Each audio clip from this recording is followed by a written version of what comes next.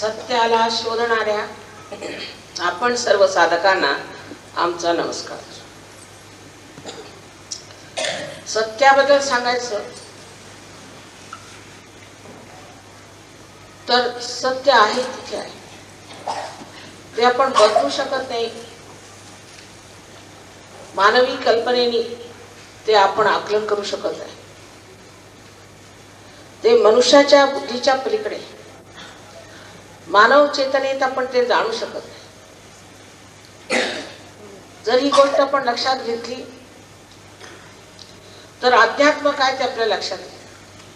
अध्यात्म म्हणजे आत्म्याचं ज्ञान. ते झाल्याशिवाय कोणतीही अंधश्रद्धा ठेवून, कोणची धारणा धरून हे कार्य होत नाही. त्याला कुंडलिनीचं जागरण हेच एक विधान सांगितलेलं आहे.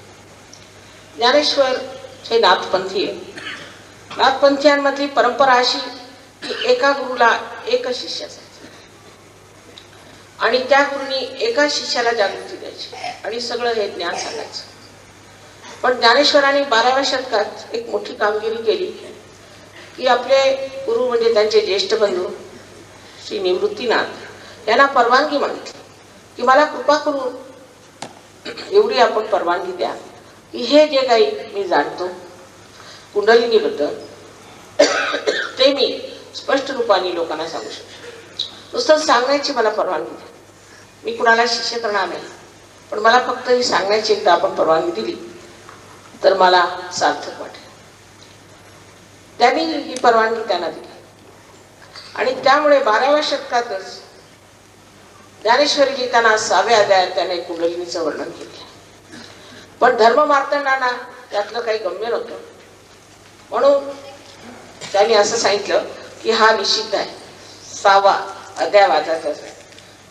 त्यामुळे लोकांना कुंडलिनीबद्दल ज्ञान झालं नाही. पण त्यानंतर रामदास स्वामींनी कुंडलिनीबद्दल बरंच सांगितलेलं की रामदासांची गुरु केवढी पवित्र असली पाहिजे. त्यांनी स्पष्टपणे सांगितलं की कुंडलिनीचं जागरण हे आवश्यक आहे, त्याशिवाय आत्म्याचं ज्ञान मिळत नाही, अध्यात्म बनत नाही. त्यांना कोणी विचारलं की किती वेळ लागतो कुंडलीच्या जागरणाला. त्यांनी सांगितलं तत्क्षण, पण घेणारा तसा पाहिजे आणि देणाराही तसा पाहिजे. त्यात आपण असं समजलं पाहिजे की जर तुम्ही कोणतंही कार्य अंधश्रद्धेने केलं तर त्यात विश्वास ठेवून ती श्रद्धा चुकीची आहे. पण शास्त्रीय दृष्ट्या असा विचार केला पाहिजे की आम्ही जे म्हणतोय ते खरं आहे की नाही ते पडताळून पाहिलं पाहिजे. कोणी म्हणतात देवच नाही, हे फार अशास्त्रीय. देव नाही असं म्हणणं हे चुकीचं आहे, कारण तुम्ही त्याचा पत्ता लावला का? तुम्हाला कळलं का देव आहे किंवा नाही? जोपर्यंत तुम्ही त्याचा पत्ता लावला नाही त्या सरळ मोगम सांगायचं देवच नाही, हे एक प्रकारे माझ्या मते फार मोठं असत्य. फार असं म्हणता येईल की आम्हाला देव आहे किंवा नाही हे माहित नाही. आइन्स्टीन सारख्या एवढ्या प्रवीण आणि गाजलेल्या सायंटिस्टने सुद्धा देवाला कधी असं म्हटलं नाही. न्यूटनने असं म्हटलं नाही. कोणत्या सायंटिस्टने असं म्हटलं नाही की देव नाही, कारण ते खरे सायंटिस्ट होते. पण ते अर्धवट आहेत, त्यांना जे तोंडाला येईल ते बोलत असतात. आता दुसरं सांगायचं म्हणजे असं की अंधश्रद्धेबद्दल सुद्धा आपल्याला पूर्ण माहिती असायला पाहिजे. ती म्हणजे अशी की अंधश्रद्धा 4 प्रकारची असते. म्हणता येईल की श्रद्धा ही 4 प्रकारची असते. एक म्हणजे ती जी तामसिक ही अंधश्रद्धा आहे. कारण कोणी मनुष्य रस्त्यावर बसला, तो जेलमधून सुटून आलेला असला आणि त्यांनी जर भगवी वस्त्र घातले तर लागले आपण त्याला बोलायला. हे कार्य संतांनी केलं आहे, कारण संतांच्या जवळ डोळ श्रद्धा होती. हे कार्य एड्या गबाळाचे नव्हे, त्याला पाहिजे जातीचे. संतांच्या शिवाय कुणाला कळणारच नाही की कोणची श्रद्धा खरी आणि कोणची खोटी. हा निरक्षीर विवेक फक्त संतांना माहिती होता. दुसरी म्हणजे त्याला आपण म्हणू राजश्रद्धा. म्हणजे आता एखादा पोलीस ऑफिसर म्हणून उभा झाला किंवा एखादा मिनिस्टर म्हणून उभा राहिला तर त्याच्यावर श्रद्धा ठेवली. मग तो कसाही असे नका, तो प्रतिष्ठित असो वा नसो, भ्रष्टाचारी असो वा नसो, पण अशी आपली श्रद्धा असते. राजारामासारखे एवढे महान पुरुष तुम्हाला लाभले, असे असताना तुम्ही जर त्यांच्यावर श्रद्धा ठेवली तर ती सात्विक श्रद्धा. रामदासांवरती केलेली श्रद्धा ती सात्विक. कारण त्यांचं आयुष्य कसं होतं, त्यांचं चरित्र कसं होतं. जे संत होऊन गेले तुकारामासारखे, त्यांना शिवाजीने नजराणा आणला, आणखी इतके दागिने आणले, ते सगळे त्यांनी परत करून दिले.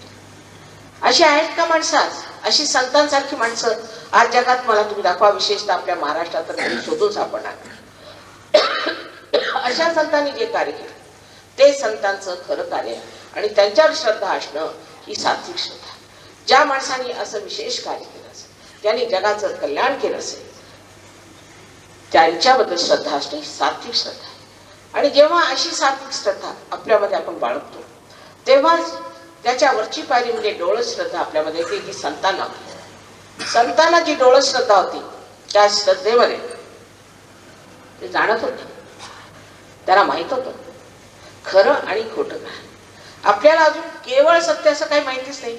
जर माहित असतं तर इतकी भांडणं कशाला झाली असती, इतका उपद्व्याप कशाला झाला असता.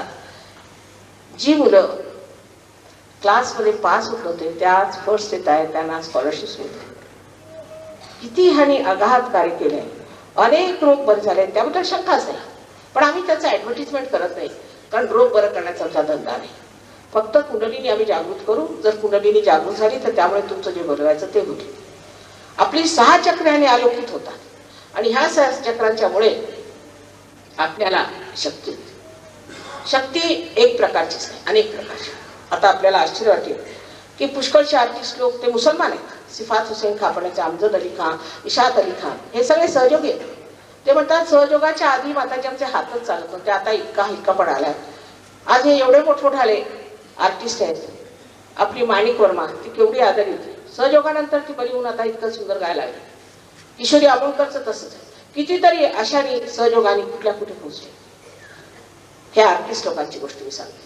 तसंच कलाकार, पुष्कळचे कलाकार सुद्धा फार मोठे कलाकार झाले. आमच्या इथेच एक आता आलेले आहे, तो एका कोळ्याचाच मुलगा होता, पण सहयोगात आल्यानंतर इतका त्याच्यामध्ये सर्जन कलेचा इतका प्रादुर्भाव झाला की त्याला स्कॉलरशिप्स मिळाल्या, आणि त्याच्यावर आज तो तिथला ग्रॅज्युएट झाला. ह्यांनी विद्यार्थ्यांसाठी विशेष कुंडलिनीचं जागरण हे फार आवश्यक आहे. आजकालचा अभ्यासक्रमच इतका जबरदस्त असतो की त्यासाठी जोपर्यंत कुंडलिनीचं जागरण होत नाही तोपर्यंत तो सहन करणं सुद्धा मुलांना कठीण जातं. आमच्या सहयोगामध्ये पुष्कळशी अशी मुलं आहेत. एक मुलांनी चार्टर्ड अकाउंटन्सी 21 वर्षात केली. 3 मुलं इंजिनियर झाली पहिल्या खटक्यात. हे लक्षात घेतलं पाहिजे, ही जिवंत क्रिया आहे. आणि आपल्या उत्क्रांतीत आता आपण मनुष्य स्थितीला आलो.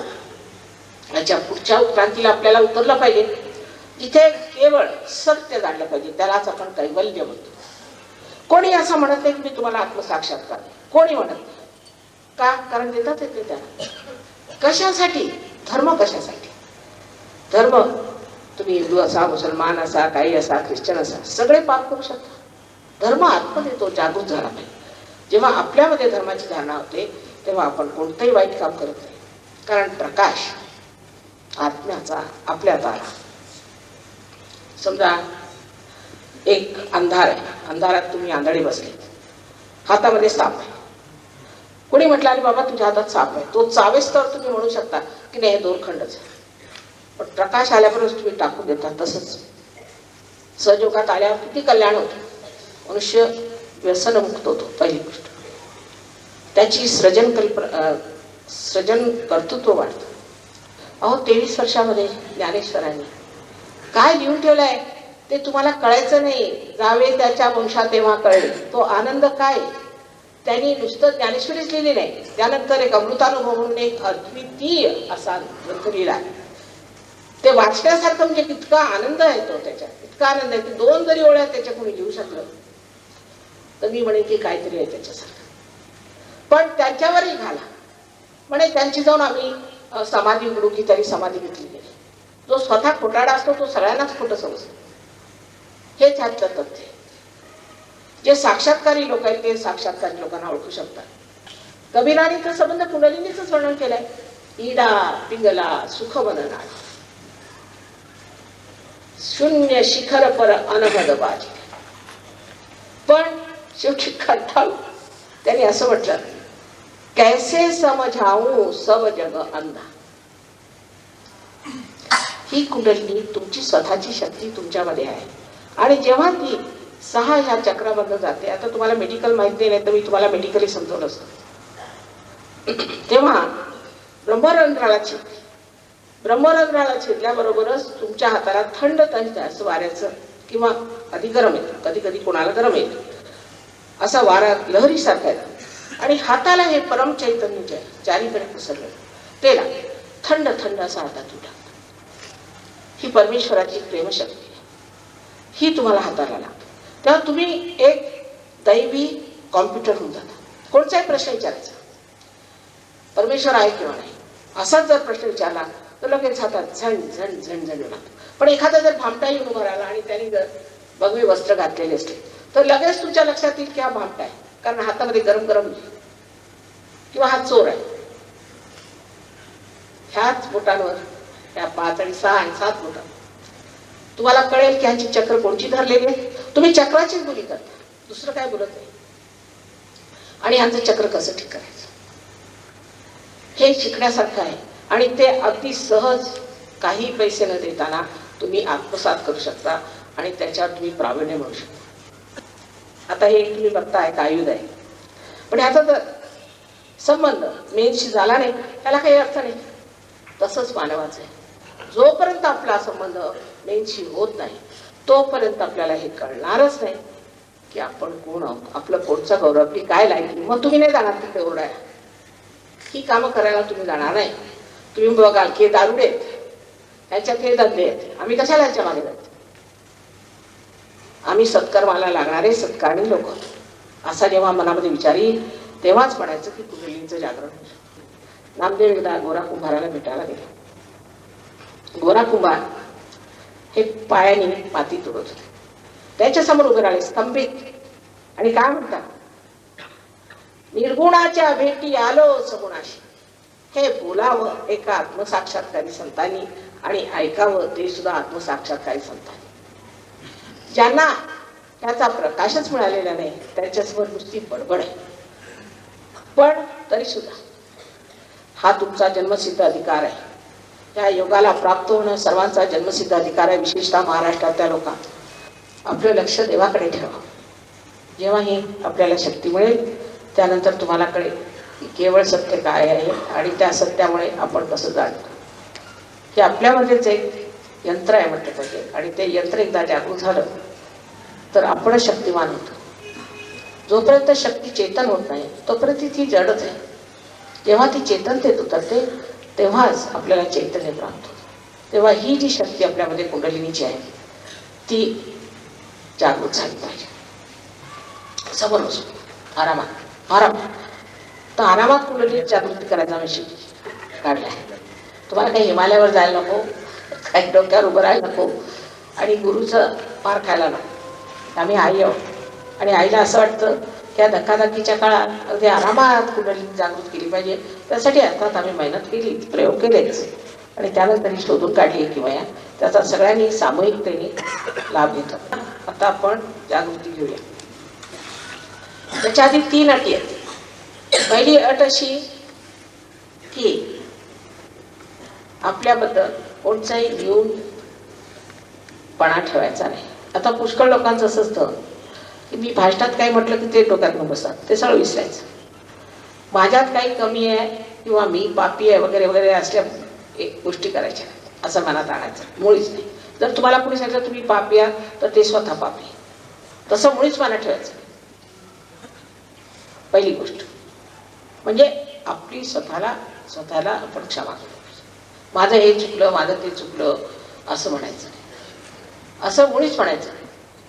ही पहिली गोष्ट. कारण असं जर तो मनुष्य विचार करतो की मी दोषी आहे त्याचं हे चक्र इथं धरतं डावी आणि हे चक्र धरलं म्हणजे अंजानाचा रोग होतो. त्याशिवाय स्पॉन्डिलायटिस म्हणजे ज्यांच्यामध्ये हाडं इकडे तिकडे घालतात तो रोग होतो. तेव्हा मी दोषी आहे, माझ्यातली कसं होईल, मला कशी मिळेल अशी धारणा धरायची पहिली गोष्ट. स्वतः दोष काढायचा या वेळेला. मी आई आहे, आईला काय, आईला तुम्ही जरी काहीतरी केलं तर तिला तुम्ही प्रियच असणार. दुसरी गोष्ट म्हणजे सगळ्यांना एकसारखं क्षमा करा, सगळ्यांना. सगळ्या लोकांना एकसाथ क्षमा करून टाकायची, कोणाला व्यक्तिगत आठवायचं नाही. ह्याने मला असं म्हटलं, त्याने असं म्हटलं. बघा तुम्ही क्षमा करून किती बरं वाटेल तुम्हाला, फार बरं वाटेल. कारण आपण क्षमा करतो अथवा नाही करत, काहीच करत नाही, म्हणजे मिथ्या आहे काही. पण त्या मिथ्यापणामुळे जर आपण कोणाला क्षमा नाही केली तर आपल्या डोक्याला त्रास. ज्याने आपल्याला त्रास दिला तो आनंदात बसतो, आपणच आपल्या डोक्याला त्रास देतो. म्हणून सगळ्यांना एकसाथ तुम्ही क्षमा करू टाका, एकसाथ सगळ्यांना क्षमा करू टाका. दुसरी अट ते फार जरुरी आहे, कारण आज्ञा चक्र जर तुम्ही क्षमा नाही केली तर आज्ञावरती थांबणार कुठली. तिसरी अट आत्मविश्वास. मला जागृती मिळणारच, मला आत्मसाक्षात्कार हा मिळणारच, आणि मी एक अंकुरित झालेल्या ह्या शक्तीला एका वृक्षाच्या स्थितीला पोचवी. ही पूर्ण धमक मनात असायला पाहिजे. ही धमक असायला पाहिजे, म्हणजे पटकन सगळ्यांची जागृती होईल. असो, आता फक्त दोन्ही हात माझ्याकडे असे करायचे. आता डोळे मिटायचे आणि मी सांगेन तेव्हा डोळे उघडायचे. जर कोणी वर बसले असतील तर त्यांनी दोन्ही पाय असे वेगळे ठेवायचे, पायात जोडा आणि काय करू नका, दोन्ही पाय असे दूर ठेव जे वरती बसले. दोन्ही हात माझ्याकडे, डोळे मिटायचे.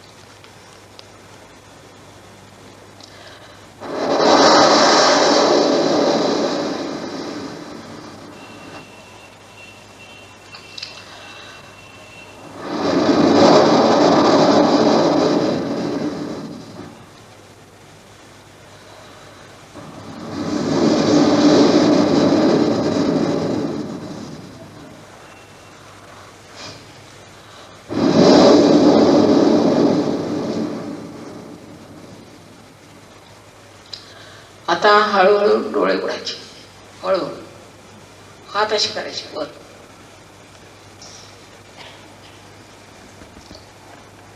आता उजवा हात माझ्याकडे करायचा, उजवा हात असा पुढे, आणि मान वाकून ही जी टाळू आहे, जे ब्रह्मरंध्र आहे, तिथे डावा हात असा करायचा. मान वाकून घ्या म्हणजे बरोबरच.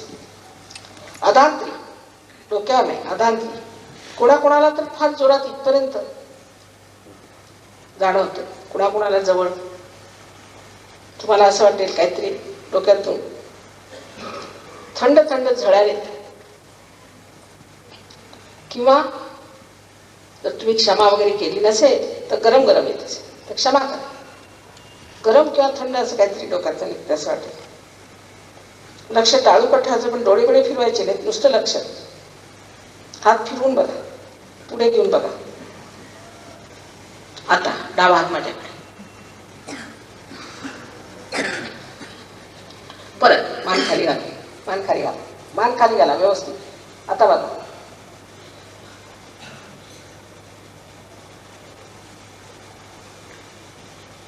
शंका काढायच्या नाही. जेव्हा तुमच्याकडे इथे काही एअर कंडिशनिंग वगैरे नाही आहे, तुम्ही स्वतःच सर्टिफिकेट द्यायचं आहे. आता परत राईट हँड माझ्याकडे, मान खाली घ्यायची, आणखी बघा.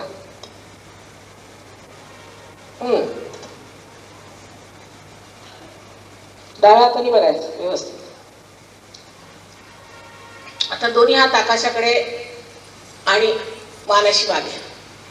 आणि एक प्रश्न विचारायचा मला, माताजी,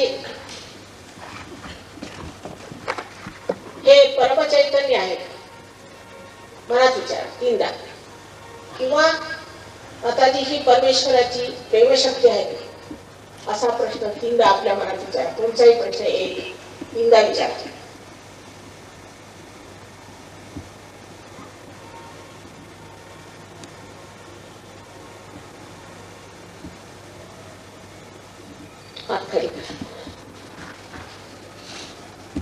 परत अशा हात करून विचार करू नका.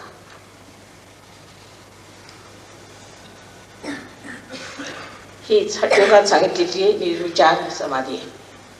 त्याच्यानंतर निर्विकल्प समाधी साधावी लागते. ज्या लोकांच्या हातात, बोटात किंवा टाळूतून थंड किंवा अशा गरम लहरी आल्या असतील, तुम्हाला सगळ्यांना आनंद आशीर्वाद.